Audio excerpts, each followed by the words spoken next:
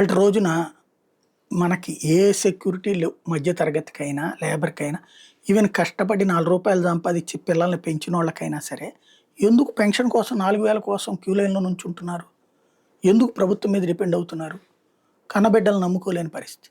లేదా ఓ రూపాయి మన చేతిలో ఉండకపోతే ఎట్లా అనేటటువంటి పరిస్థితి. డబ్బులు ఇచ్చేటప్పుడు చేత్తో పెట్టినట్టు ఫీల్ అవుతుండేటటువంటి పరిస్థితి. ఇది సమస్య.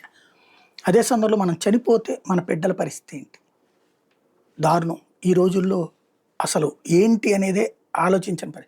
ఒకప్పుడు ఇన్సూరెన్స్ తీసుకోమంటే పెద్ద రచ్చ ఉండేది. ఏంటంటే ఇన్సూరెన్స్ తీసుకోవటం అంటే చచ్చిపోయడానికి ఒప్పుకున్నట్టే కదా అన్నటువంటి తరహాలో ఉండేది. ఇన్సూరెన్స్ ఏజెంట్లను కూడా కొంచెం కేతాగా చూసేటటువంటి వారు. ఇవాళ ఇన్సూరెన్స్ ఏజెంట్లు కింగులు.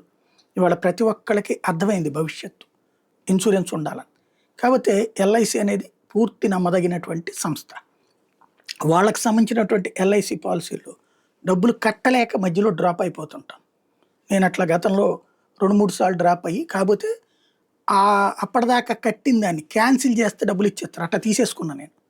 వాళ్ళ ఇప్పుడు మాత్రం ఎల్ఐసి ఏం చెప్తుందంటే, ఇప్పుడు 3 ఏళ్ళు కట్టాం, 4 ఏళ్ళు కట్టాం, మిగతాది ఒక 4, 5 ఏళ్ళు కట్టలేదు, అట్లా పెండింగ్లో ఉన్నవి ఇప్పుడు కట్టేసుకోండి పర్లేదని ఇచ్చింది. అయితే ఆ వడ్డీతో కట్టాల్సి ఉంటుంది. ఇది అదనంగా వచ్చేటట్టు.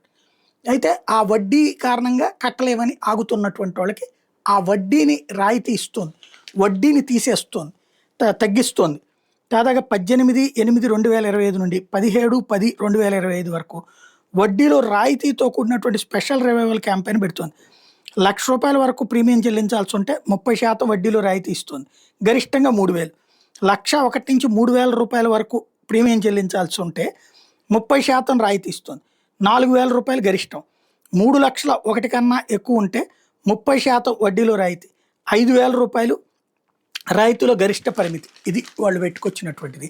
శుభ్రంగా వినియోగించుకుని మీరు మధ్యలో వదిలేసినటువంటి పాలసీలు కంటిన్యూ చేసుకోవడం బెటరు.